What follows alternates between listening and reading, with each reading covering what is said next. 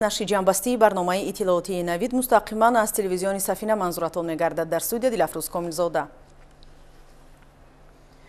мутобиқи қарори раиси маҷлиси миллии маҷлиси олии ҷумҳурии Тоҷикистон дар бораи даъвати ҷаласаи якҷояи шашуми маҷлиси миллӣ ва маҷлиси намояндагони маҷлиси олии ҷумҳурии Тоҷикистон даъвати шашум, ҷаласаи якҷояи шашуми маҷлиси миллӣ ва маҷлиси намояндагони маҷлиси олии ҷумҳурии Тоҷикистон даъвати шашум 21 декабри соли 2021 соати 8 дар шаҳри Душанбе баргузор мегардад. аъзои маҷлиси миллии маҷлиси олии ҷумҳурии Тоҷикистон ва вакилони маҷлиси намояндагони маҷлиси олии ҷумҳурии Тоҷикистон 21 декабри соли 2021 аз соати 7 то соати 8 дар ошёнаи якуми бинои маҷлиси олии ҷумҳурии Тоҷикистон ҳуҷраи рақами 1 ба қайд гирифта мешаванд. Телефонҳо барои тамос 221 9835 221 89 35.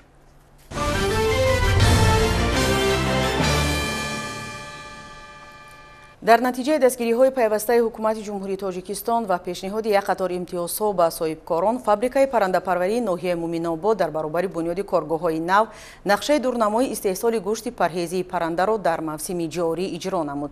дар соли 2021 дар фабрикаи мазкур 1000 тонна гӯшт истеҳсол ва пешниҳоди сокинон гардонида шуд. ҳамкоронамон Ширинҷон Сафарзода ва Сайфиддин Исмоилов аз фаъолияти фабрикаи мазкур гузориш омода карданд. фароҳам овардани шароити мусоид ва додани имтиёзҳо соҳибкорони ватаниро дар бунёду фаъолгардонии коргоҳу корхонаҳои саноатӣ ҳавасманд гардонид. дар ин замина дар ноҳияи Муминобод соҳибкорон фабрикаи паррандапарвариро аз нав ба кор дароварда сехҳои онро таъмир намуданд ва истеҳсоли гӯшти парҳезиро ба роҳ монданд.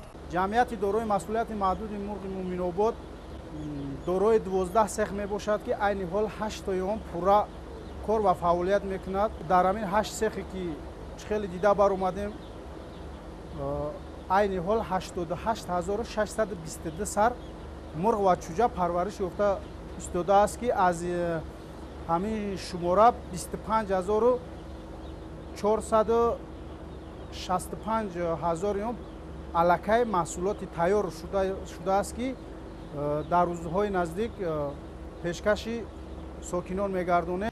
барои беҳтар намудани фаъолият ва сари вақт дастрас намудани чӯҷа соҳибкорон ба мушкилӣ рӯбарӯ гардиданд. ҳангоми аз роҳи дур овардани чӯҷаҳо барои парвариш то 18-20% он талаф меёфт. аз ин хотир дастгоҳҳои чӯҷабарориро харидорӣ намуда дар сехи махсус ба кор дароварданд. ҳоло фабрикаи худ ва дигар соҳибкоронро бо чӯҷа таъмин карда истодаанд. мо вақте ки ин инкубатсионро федератсияи Россия дастрас кардем ба ҷумҳурии Тоҷикистон овардем, ай ширкати стимул ИП-16 харидорӣ кардем. ай вақте ки инкубатсияи худмонро ховондем, талафот сал камтар шудааст. аз 80 то 90% тухуме ки мо Ӯзбекистон дигар ҷо оварда дар инкубатсия ховонда 80 то 90% иншоалло чӯҷа баромадааст. барои фаъолияти хуби сехи чӯҷабарорӣ мутахассисони соҳаро ба кор ҷалб намуданд. ин имкон фароҳам овард ки қоидаҳои нигаҳдории тухм дар дастгоҳҳо ҳарорати мӯътадил ва муҳлати муайяншуда риоя гардида маҳсулнокии барориши чӯҷа беш аз 85%-ро ташкил диҳад, ки дар соҳа нишондиҳандаи беҳтарин аст.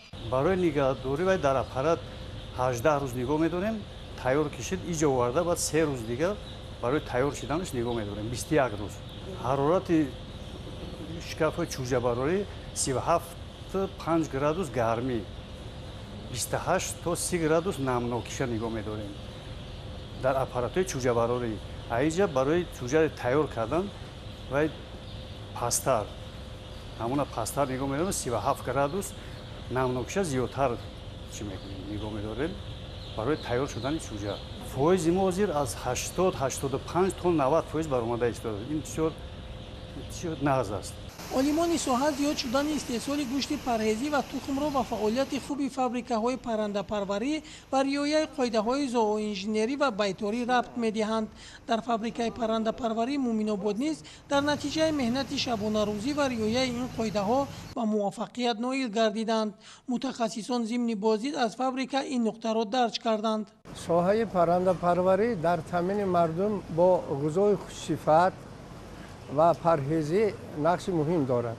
истеҳсоли маҳсулоти паррандапарварӣ дар 3 соли охир истеҳсоли тухм 3 маротиба ва гӯшт бошад зиёда 4 маротиба зиёд шуд. дар ин раванд خرسند در آن است که این ساحه در تمام منطقه‌های جمهوری رشد یافته ایستاده است. در این خواجگی طلبات‌های اساسی زوانجینری بیتاری رعایت کرده شده، نتیجه خوب به دست آمده است. عین زمان رهبریت فابریکای مذکور در برابر افزایش استحصال گوشت پرهیزی به صفت محصولات و بندوبست آن دقت جدی می‌دهند. فابریکای مرغ مومن‌آباد از این پس محصولات خود را با آن همین گونه بسته‌بندی در بازار و مرکزهای شهر و ناحیه‌های کشور پیشنهاد خریداران می‌کند. در سال 2021 نقشه گذاشته بودند که 1000 تن گوشت مرغ استحصال نمایند و از عهده این نقشه با سربلندی برآمدند. شیرینجان سفرزاده، سیفالدین اسماعیلов از ناحیه مومن‌آباد برای برنامه نوید.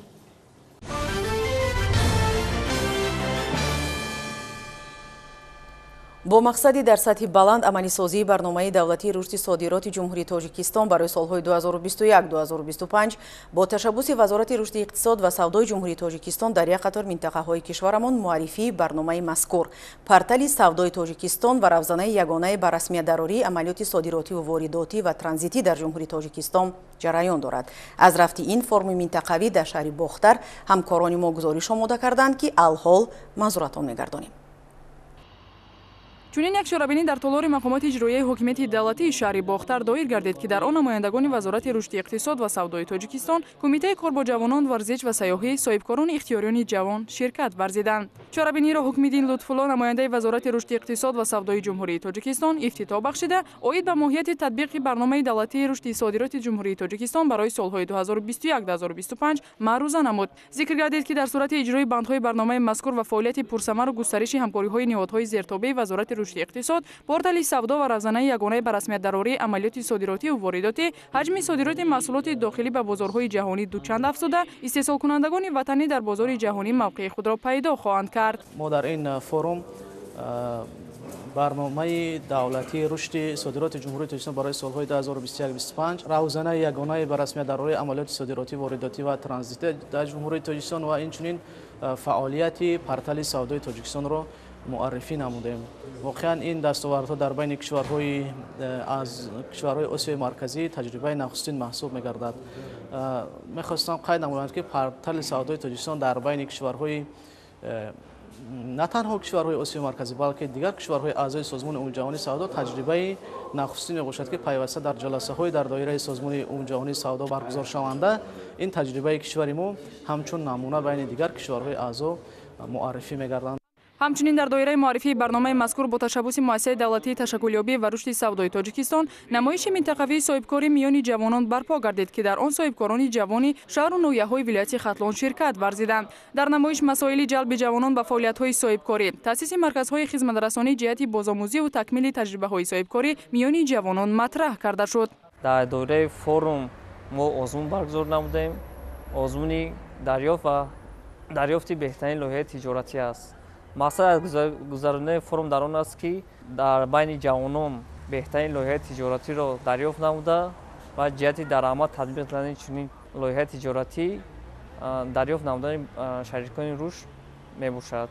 зимни намоиши минтақавии соҳибкорони ҷавон иштирокчиён лоиҳаҳои таҳиянамудаи худро дар самти таъсиси корхонаҳои хурди саноатӣ, коркарди меваю сабзавот, фабрикаҳои паррандапарварӣ ва рушди соҳаҳои занбурпарварӣ, бахши ресандагӣ ва дигар самтҳои истеҳсолӣ барои баррасӣ ба муассисаи давлатии ташаккулёбӣ ва рушди савдои тоҷикистон пешниҳод намуданд ки аз миёни онҳо лоиҳаҳои беҳтарин ба сармоягузорон пешниҳод карда шуд. лоиҳае ки ман имрӯз пешниҳод намудам ном дошт Green Life. Green Life ин як вебсайте мебошад ки дар соҳаи тандурустӣ равона карда шудааст ва мушкилии асосии мардумро ҳал менамояд. яъне чӣ тавр мушкили асосии мардумро ҳал менамояд? бо роҳи онлайн вақт гирифтани духтурон. идеяи худро аввалан ба муассисаи давлатии рушд ва ташаккули соҳибкорӣ дар вилояти хатлон пешкаш намуда бо онҳо ҳамкорӣ намудам. яъне лоиҳаи ман ин буд ҷамъияти дорои масъулияташ маҳдуди соабзон, яъне корхонаи истеҳсолии собун дар вилояти хатлон дар шаҳри бохтар. яъне лоиҳаи манро қабул намуданд барои он ки ягона корхонаи истеҳсолии собун ки дар тамоми шаҳри бохтар ва вилояти хатлон ҷойгир шудааст, аз ҷиҳати ҳаҷм ва аз ҷиҳати минтақаи ҷойгиршавии он калонтарин ҳисобида мешавад. аз ҳамин сабаб ман дар аз лоиҳаи худ гузаштам. дар идомаи чорабинӣ муассисаи давлатии ташаккулёбӣ ва рушди савдои тоҷикистон беҳтарин соҳибкорони ҷавони вилояти хатлонро бо диплому ифтихорномаҳо ва тӯҳфаҳои пулӣ қадрдонӣ намуд.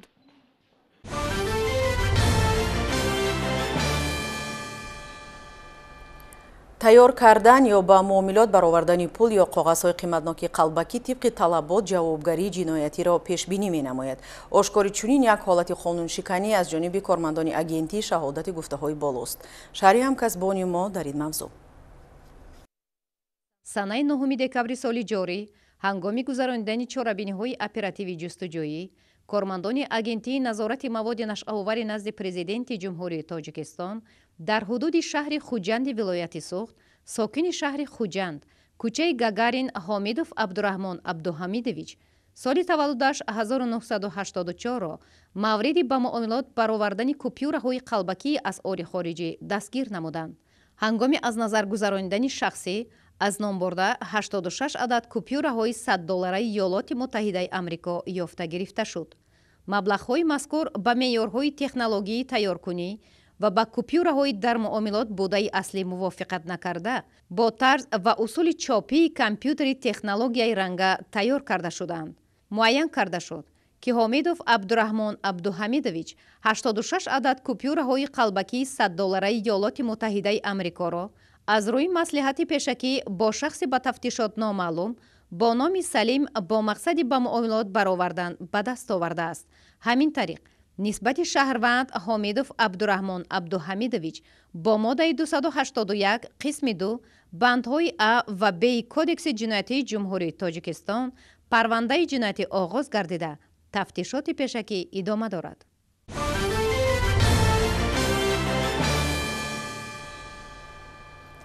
бобати таҳкими вазъи инфрасохтори деҳот дар ҷамоати Доғистони ноҳияи Шамсиддини Шоҳин барои ҳалли мушкилоти сокинон тадбирандешӣ карда мешавад.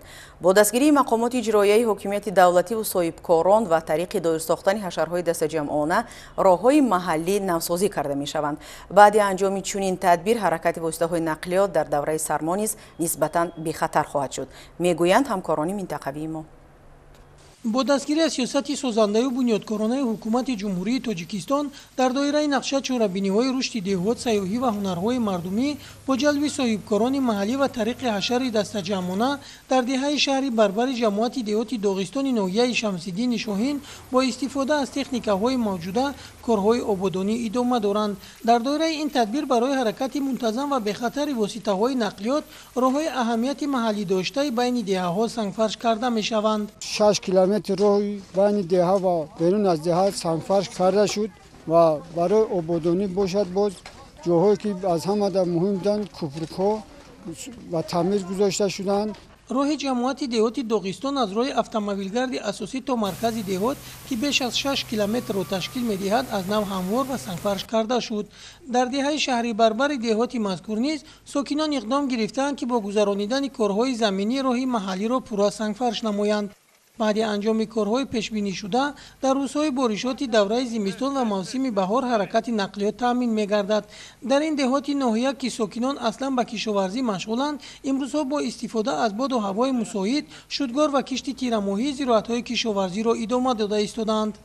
аз 190 гектар замине ки барои кишт ҷудо карда шудааст 100 гектар зиёдашро кишти тирамоҳӣ гузаронида шуд ки ин ба сари ҳар як саҳмдор аз 1 гектар ҳам зиёдтар рост меояд. аз 190 гектар майдони умумии кишт дар деҳоти мазкур кишоварзон иқдом гирифтанд ки дар майдони 80 гектари он кишти баҳорӣ ғалла гузаронанд. барои замина гузоштан ба ҳосили фаровон ва дар муҳлати хуби агротехникӣ ба анҷом расонидани маъракаи кишт имрӯзҳо бо истифода аз техникаи зарурӣ шудгори заминҳо барои кишти баҳорӣ пешбинишуда низ ҷараён дорад. ширинҷон Сафарзода, Сайфиддин Исмоилов аз ноҳияи Шамсиддини Шоҳин барои барномаи Навид.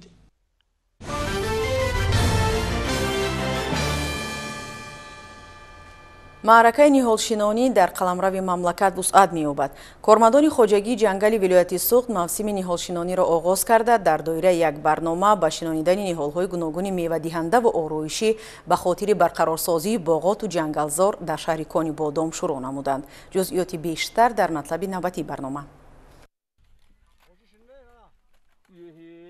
рӯзи гузашта дар доираи лоиҳаи ниҳолшинонии фонди байналмилалии олими ҳайвоноти Федератсияи Русия дар ҳамбастагӣ бо хоҷагии ҷангали вилояти Суғд, ҷамъияти шикорчиён ва моҳидорони шаҳри Кони Бодом ва ташкилоти ҷамъиятии гурӯҳи ҷавонон оид ба ҳифзи муҳити атроф дар ҳудуди ҷангалзори туғаи шаҳри Кони Бодом ниҳолхона ташкил карда шуд. ҳудуди ниҳолхона 1.5 гектарро дар бар гирифта баъди мутобиқ шудани ниҳоли дарахтон ба обу хоки ин минтақа дар ҳудуди ҷангалзори туғай барои барқарор кардани минтақаҳои аз сӯхтор ва офатҳои табиӣ зарардидаи ҷангал истифода карда мешаванд. ҳашари ниҳолшинонӣ имрӯз ташкил карда шуда мана ҳоло дида истоди ҳама шинонда шуда истодаанд ин ниҳолҳо ва дар оянда боз дар ин ҷо ниҳолҳои бодом чӯмоғ дигар мевадиҳанда мо дар назар дошта шудааст ки дар оянда боз дар ин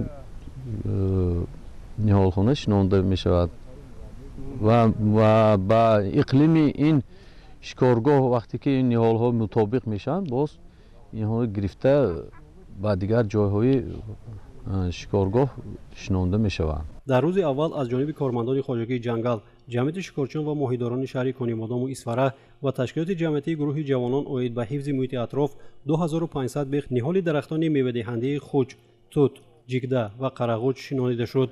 чун дар ин минтақа асосан ҳайвоноту паррандагоне ба китоби сурх дохил карда шуда иқомат доранд. барқарор гардидани олими наботот барои маводи хӯрока пайдо намудани ҷонварон мусоидат хоҳад кард, мегӯяд раиси ташкилоти ҷамъиятии гурӯҳи ҷавонон оид ба ҳифзи муҳити атроф Икром Мамадов. оянда албатта мо кӯшиш мекунем ки ба сахми худро боз зиёдтар лоиҳа карда ҳамин тарафҳое ки дар Конибодом ё тарафҳои ашт ва мисол ҷамъияти ҷангалзоро ҷойгир шудааст зиёдтар дарахшонда барои беҳтар намудани муҳити атроф сахми худро гузаронем. ҳудуди ҷангалзори туғай 10,000 гектарро дар бар гирифта он баъди бунёди нерӯгоҳи барқи оби Роғун ташкил карда шудааст. бино ба маълумоти масъулин барои зарар надидану нобуд нагардидани ниҳолҳо атрофи ниҳолхона симтур кашида шуда то охири ҳамин сол 1500 ва дар мавсими ниҳолчинонии соли оянда боз 2000 бех ниҳоли дарахтони мевадиҳандаи чормағз, анор, ангур ва бодом шинонида мешавад.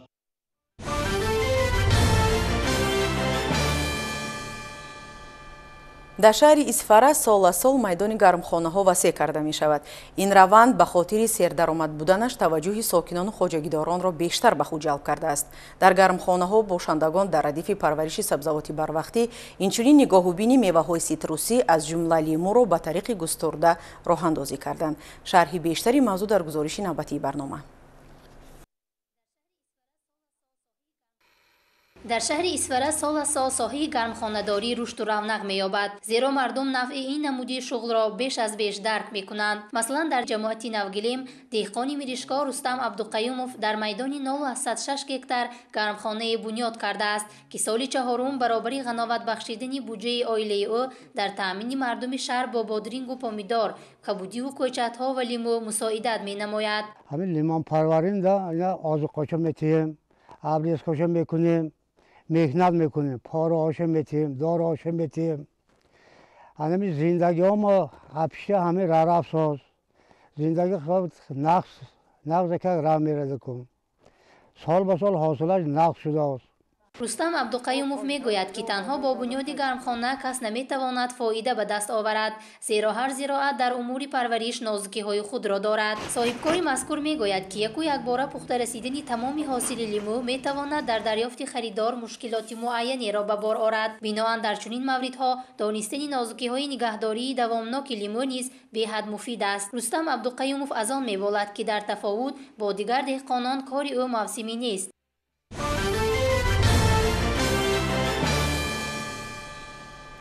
бахши чорводорӣ аз қисматҳои асосии соҳаи кишоварзии ҷумҳурии Тоҷикистон ба ҳисоб рафта бобати равнақи фаъолият дар ин самт корҳои мушаххас ба сомон расонида шуданд. самара ҳамин аст ки афзоиши маҳсулоти чорво дар мамлакат ба мушоҳида расида, таъминоти сокинон низ бо гӯшту шир дуруст ба роҳ монда шудааст.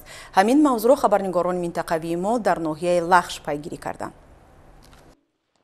чорводорӣ яке аз соҳаи сардаромади сокинони ноҳияи баландкӯҳи Лахш ба ҳисоб рафта, ҳамасола баҳри зиёд намудани саршумори чорво чораҳои зарурӣ андешида мешавад. имрӯзҳо аз тарафи чорводорон бо мақсади солиму фарбеҳ баровардани чорво аз фасли зимистон ба миқдори зарурии хӯроки чорво ему хушок захира карда шудааст. дар фермаҳои ноҳия зотҳои фарбеҳи чорво парвариш карда мешавад ки ин ба зиёд гардани истеҳсоли гӯшт мусоидат менамояд.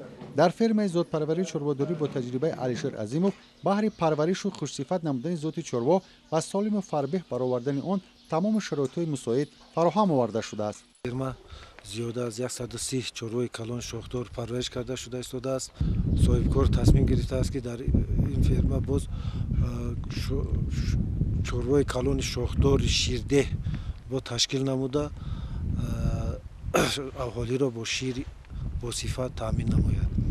бояд намуд ки барои беталаб баровардани чорва аз зимистони солҳои 2021 ва 2022 тибқи маълумотҳои омории ноҳия ба миқдори 36005 тонна хӯроки дурусти чорво ҷамъоварӣ ва захира карда шудааст ки барои гузарондани зимистон дар пеш истода басанда мебошад.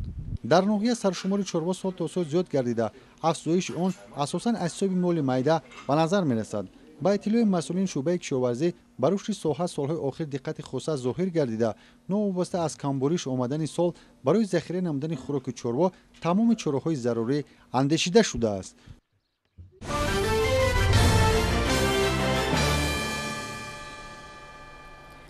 фалак дар даврони соҳибистиқлолии мамлакат эҳьё гардида рушд кард.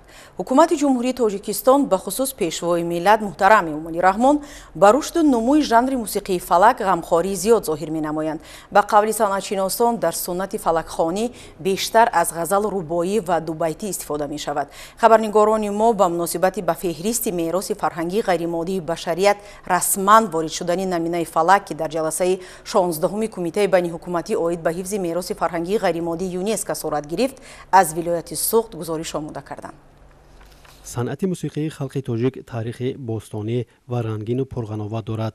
лозим ба ёдоварист ки барои ҳифз ва мавриди таваҷҷӯҳи хоса қарор додани мероси фарҳангии ғайримоддӣ аз ҷониби ЮНЕСКО конвенсия соли 2003 қабул шудааст. ҳадафи асосии он нигаҳдошт, эҳтиром, ҷалби таваҷҷӯҳи мардум ва ҳамкории байналмилалӣ барои мусоидат дар самти ҳифзи ин мерос буда самтҳои он муқаррар гардидааст. инҳо эҷодиёти даҳоникии халқ, санъати иҷрокунандагӣ, анъанаҳо ва ҳунарҳои мардумӣ мебошанд. дар ин миён мусиқии мардумӣ ҳамчун фолклори мусиқии эҷодиёти халқ буда асосан дар намуди шифоҳӣ аз насл ба насл меояд ва мусиқии суннатии тоҷик дар худ ҳам мусиқии этнографӣ ва ҳам жанрҳои гуногуни мусиқии касбӣ аз қабили шашмақом ва фалакро фаро мегирад ки таърихи хеле қадимӣ доранд. санъати мусиқии мардумии фалак ҳамчун мероси умумиҷаҳонии фарҳангӣ пазируфта шуд.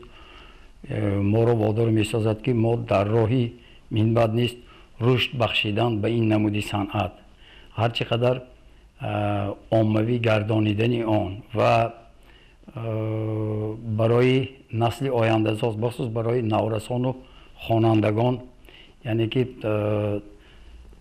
омӯзонидани ин намуди санъат бештар албатта кӯшиш ба харҷ диҳем. ва ҳоло дар шаҳри бостонии хуҷанд ки имрӯз як мактаби мусиқӣ ба номи Боймамад Ниёзов, мактаби санъати ба номи Лоиқ Шералӣ рақами 1, мактаби санъати рақами 3 ба номи Наримон Каримов ва мактаби санъати рақами 4 бачагона фаъолият доранд ва аллакай дар шӯъбаҳои он баъд аз он ки дар боло зикр намудам, ҳамон тибқи фармони ҷаноби олӣ барои ба ҳамин хонандагон омӯзонидани ҳунари фалаксароӣ, яъне ки навохтани сози мусиқии дутор, думбра, сози мусиқии зарбӣ, таблак ва дар ҳамовозӣ истифода бурдани онҳо дар вақти сурудсароӣ бисёр корҳои назаррас ба анҷом расонда шуд.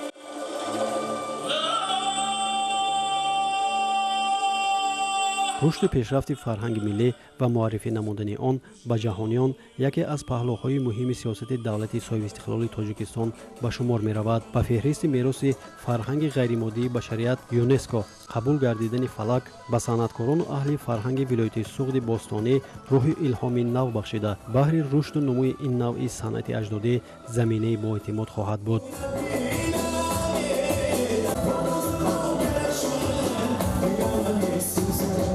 мо аҳли ансамбли фолклори этнографии фалаки вилояти Суғд аз ин рӯйдоди фарҳангӣ нерӯи тоза гирифтем ва барои боз ҳам такмилу пешрафти ин санъати бебаҳои мардуми тоҷик, фалак ва муаррифии фарҳанги миллӣ дар ҷаҳон боз ҳам хизмат мекунем.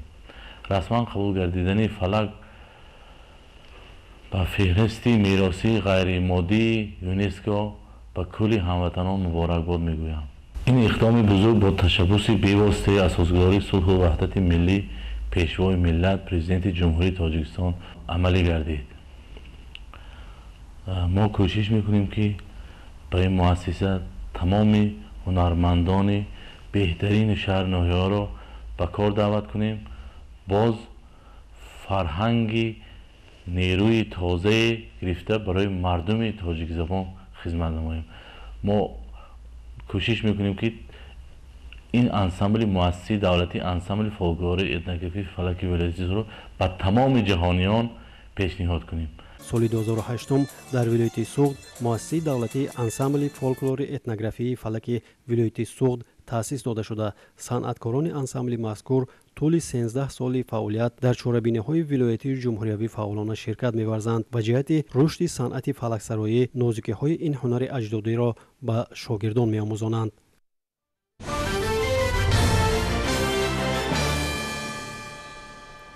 давоми солҳои 2019-2021 дар ҷумҳурии тоҷикистон солҳои рушди деҳот, сайёҳӣ ва ҳунарҳои мардумӣ эълон шуда буд.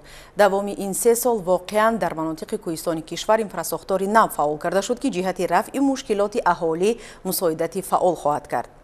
дар ҷамоати шаҳраки сомони маркази маъмурии вилояти мухтори кӯҳистони бадахшон шаҳри хорух вобаста ба ҷамъбасти солҳои рушди деҳот, сайёҳӣ ва ҳунарҳои мардумӣ чорабинӣ доир гардид. хосият худоёрбекзода дар ҳамин бора гузориш медиҳад.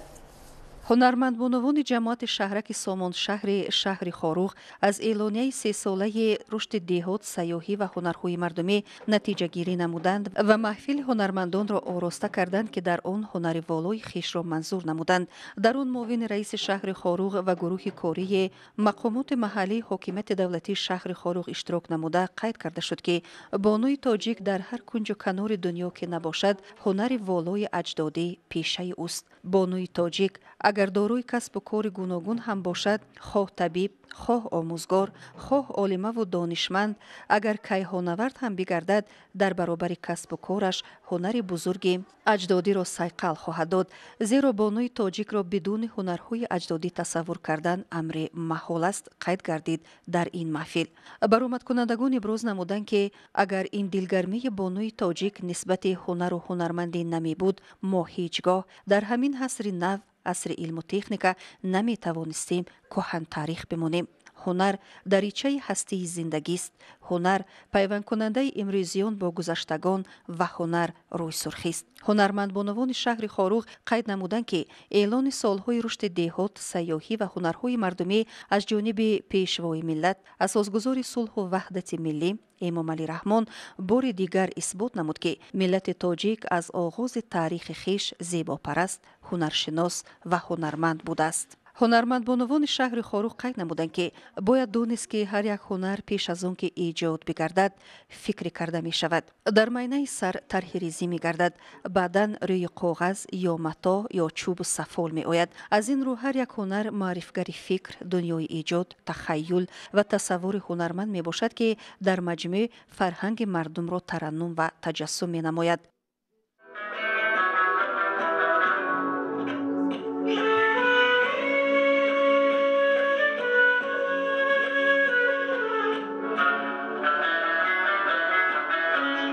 ҳунарҳои мардумӣ пеш аз ҳама дар хонавода аз модарону падарон омӯхта мешаванд, зеро ҳунарҳои мардумӣ худ рӯзгори мардум ҳастанд. шаҳри хорух дар шоҳроҳи асосии мамлакат, шоҳроҳи байналмилалии Душанбе Кулма, Душанбе, Қизилард воқеъ дорад. дар байни қаторкӯҳҳои дар зери таваҷҷӯҳи ҷаҳонгардон қарор дошта ҷойгир аст ва аз ин ба эҷози dastoни ин бонувон ҳамеша ниёз будаву ниёз мемонад. зеро ҳунари ин мардум бозгӯ аз шароиту тарзи зисту зиндагонии тоҷикони кӯҳистон, аз рангорангии рӯзгорони ин мардум бозгӯ мебошад.